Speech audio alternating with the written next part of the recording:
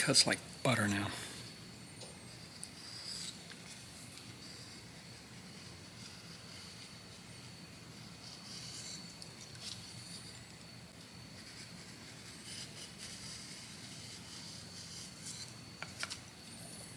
Okay, so what was originally supposed to be a shorts video about some modifications and upgrades I've made to my TSPROF Kadet Pro here has now snowballed and is now way too long for a short, so it's just going to have to go into my regular video feed about how I sharpen a variety of my tools. So we'll call this Sharpen Palooza, and it's just going to be a variety of sharpening methods that I use to maintain a variety of my tools. So let's just go ahead and do that. So cutting this leather made me realize that my scissors need to be sharpened. My good ones. These are my actual leather shears. This is from Tandy. It's their Tandy Pro. And then I've got this one from Wuda. People are always asking me where I get my tools and stuff like that. So in case you didn't know, I actually have a Amazon store that has a link to a lot of this stuff that I use in my video descriptions. I figured why not show you guys how I sharpen my scissors with this thing, which I've already done a video on. This was the TSPROF Kadet Pro knife sharpening system. I'll link that up here somewhere, probably right there. But I have made some upgrades to this since then just to expand its capabilities. So the first thing I did was upgrade the clamps here. So the stock clamps here, they work fine. Having to loosen and tighten that Allen bolt with a hex key just gets a little tedious. So I have upgraded the clamps with these quick clamps. You can still clip on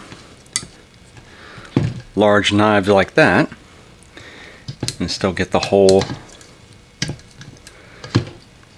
thing there, but you can also, when I need to sharpen my straight knife here, let's try that down, torque it down, there you go, and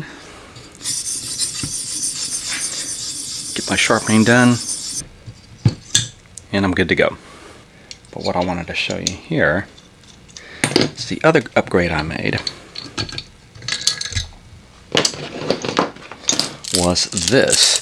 This is the TSPROF, I think they call this the universal table.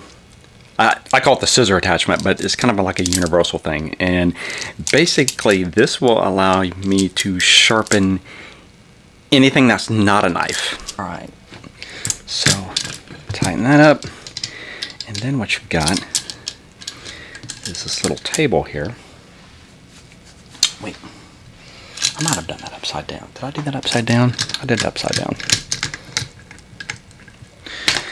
Essentially what you got here is just a small flat surface, a table here, that comes with a couple different clamps for a variety of different clamping options that you can attach a variety of things to. You don't have to take the scissors apart. It's just better, easier to do it. Tighten down this by hand. And then you've got this other screw here. This will actually clamp it down. Obviously you can position it on the table anywhere you want. You can loosen that up, get that angle there, and of course, obviously, you got the angle on the sharpener itself. So I'm going to take a black magic marker, and I'm just going to lay a line here, and I'm going to color this edge. And basically what I'm wanting to do is on that sharpening stone just until I see that black line, my edge here, disappearing fully and evenly.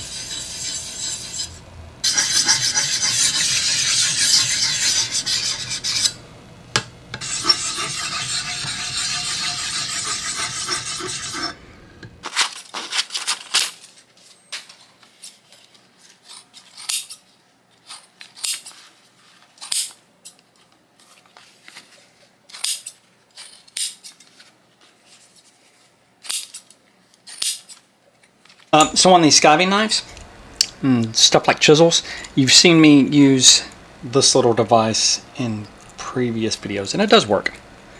It's a little fidgety. I sharpen them on the Kadet Pro over there now. But essentially you just drop this in. And I got this off of either Amazon or eBay. Might have been eBay. And so fit the blade into it like that, and then it has a little roller on the bottom. And now all you have to do is take it, and that will hold that angle.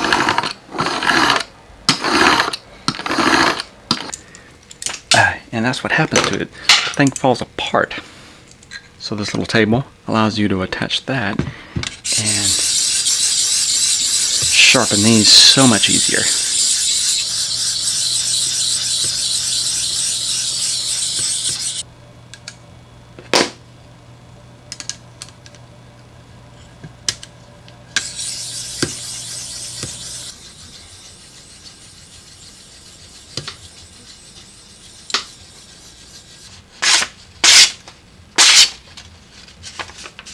One other upgrade I did get was this. This is the upgraded Hinge unit that is supposed to be a lot, I don't know, a lot better wearing, smoother action.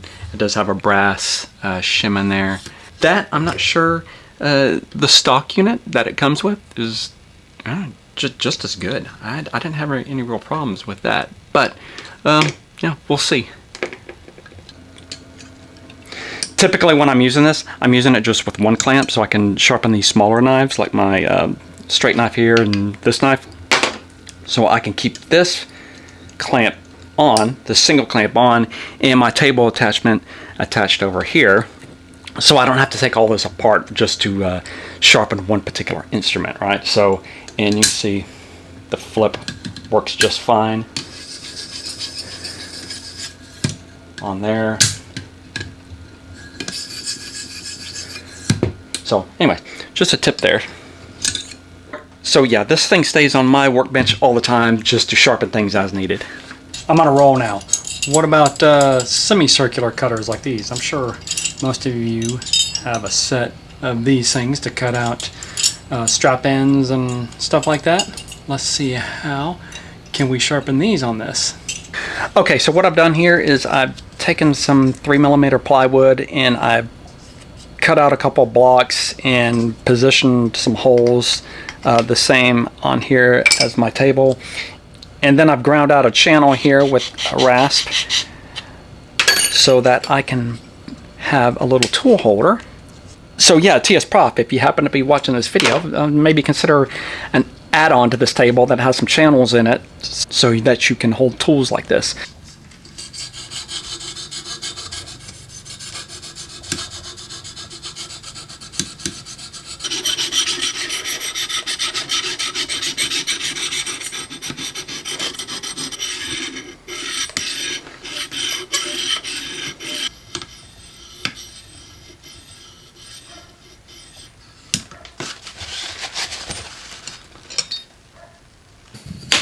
I also get asked about my my punch board here. This is these this is one of these Oka punch boards. You can't really see the label anymore. These are specially made for leather crafters.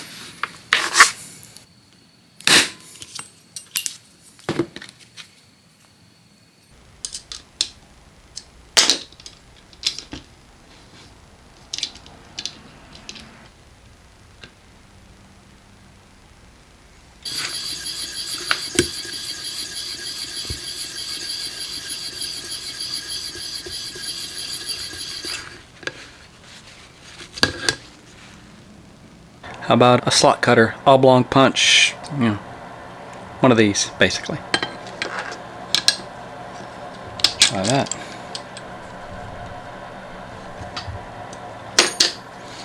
Let's see here.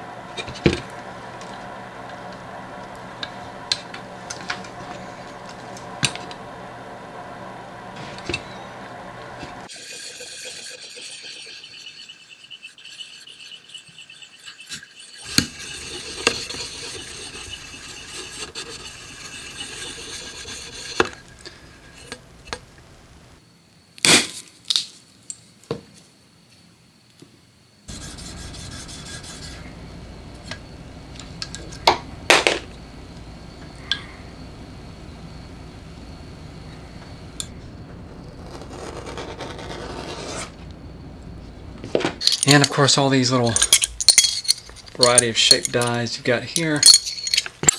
Yeah, you get the point.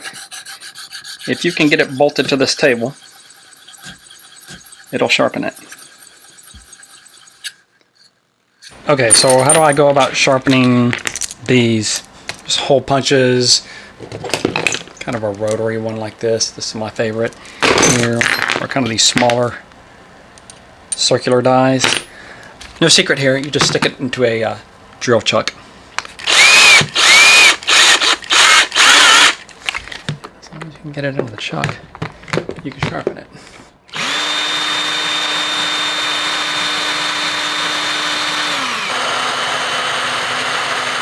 And when you're done, you'll typically have a burr on the inside edge of here. I'll just take one of my little diamond Dremel attachments and just very carefully run that along the inside edge there to take that off.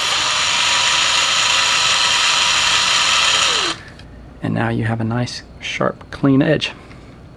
By the way, if you don't have these smaller stones like this, you can also just use your whatever you're sharpening with already.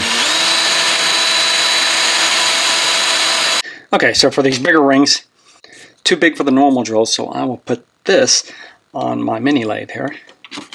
The infamous $400 mini lathe. And tighten this. And I'm going to use my tailstock here as a bit of a safety device, just in case it tries to fly off. There's something there to catch it. And I'll just use a diamond stone from an old Lansky system I used to use all the time. And I will turn this on, not too fast, just like that. We're just going to give it a polish. A little bit faster.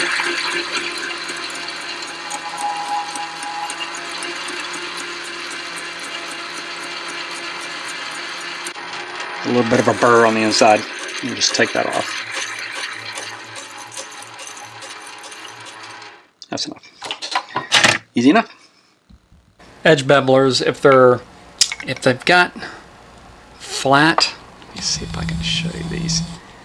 If the underside of them is flat like that, it's pretty easy. It's just a matter of scraping them along the edge there.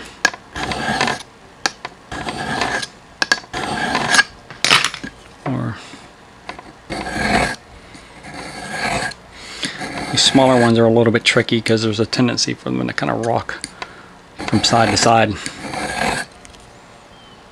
But if your edge beveler's cutting edge is concaved like these, come on, there you go.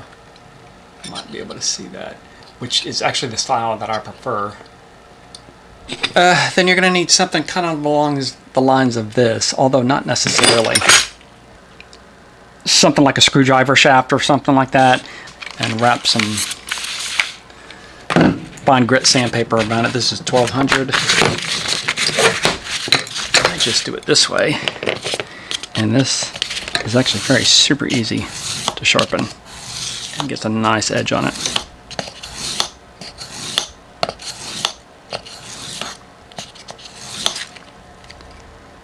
Smaller ones like this. This is a Buddha number 2.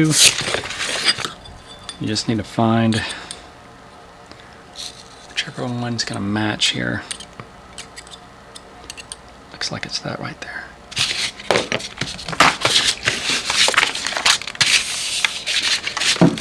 Yeah, these convex ones are actually a little bit easier, in my opinion, to sharpen. There's a little bit of an arc that I'm doing to it.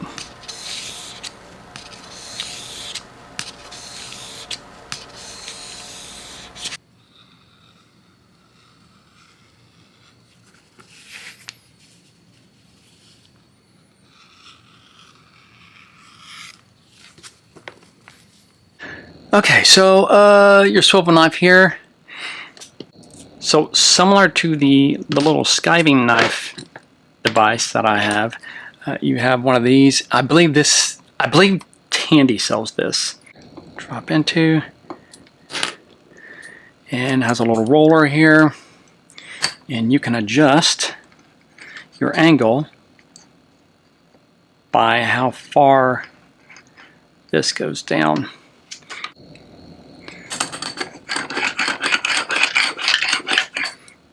There you go.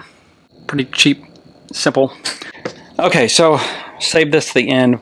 What about a round knife or a head knife, whatever you want to call it? I have one. I don't really use this very often, if at all. Basically everything you would do with this, I do with a Japanese skiving knife. But one of the reasons I don't use this very often is because it's just hard to sharpen. My particular round knife, the handle is just too long, or the clamps are too short. So that's all right. So what we'll do is I'll just move one out of the way, and we'll just kind of do it that way. I could just take it all the way over like this. However, that's going to create a different angle from this tip over here. And obviously flip it.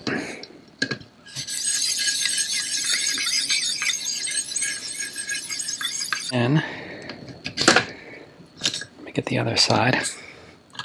Bring that in. Clamp it down. And do the other side.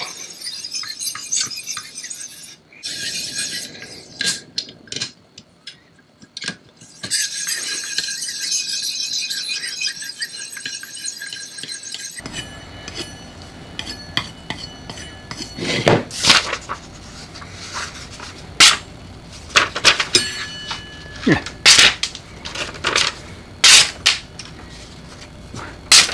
Oh. Okay, so I might actually use this now. So, obviously, I'm just going to go ahead and say it. This is not a cheap system. This is only if you're seriously into having like the best possible edge you can have. So yeah, there you go. Alright, so there you go. Sharpen Palooza. And now this area is just a complete mess. I don't even want to deal with it. So yeah, that's how I sharpen stuff. A variety of things. If there's anything that I forgot that you guys were wondering how I sharpen, let me know if I missed anything. Basically I sharpen all the stuff on this thing now, and of course my tri-stone here. So yeah, there you go.